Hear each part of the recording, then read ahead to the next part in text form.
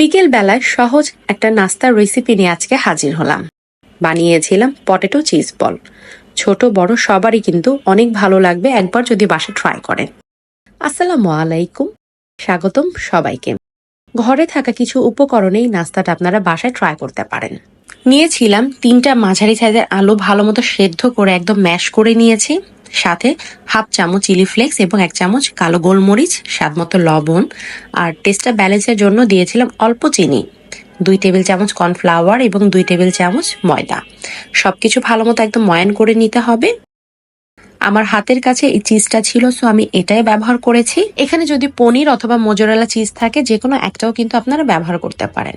আর লাগছে আমাদের bread crumbs. এখন আর কিছুই না, ছোট আলু নিয়ে আমি মাঝখানে চিজটা দিয়ে ছোট বলের শেপ করে নিচ্ছি। আমি যেহেতু 3টা মাঝারি সাইজের আলু দিয়েছি, তো সেই অনুযায়ী ময়দা এবং কর্নফ্লাওয়ার দিয়েছি। আপনারা যদি আলুর পরিমাণটা বেশি দেন, অবশ্যই ময়দা এবং কর্নফ্লাওয়ারটা আমাদের বাড়াতে হবে। একটা আলুর বল আমি এখানে ডিমে ডিপ করে ব্রেড ক্রামে কোট করে নিচ্ছি।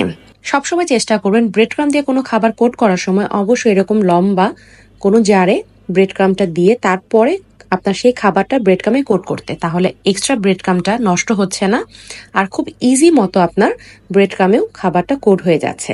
নাস্তাটা যদি বাসায় ট্রাই করেন, আলুটা ময়ান করার সময় অবশ্যই কর্নফ্লাওয়ার এবং ময়দার মিশ্রণটা একটু বাড়িয়ে দিবেন। যদি বাড়ানো না হয় তাহলে কিন্তু ভাজার সময় প্রত্যেকটা আলু ভেঙে যাবে। আশা করছি আজকে সবার এই নাস্তাটা ভালো লেগেছে।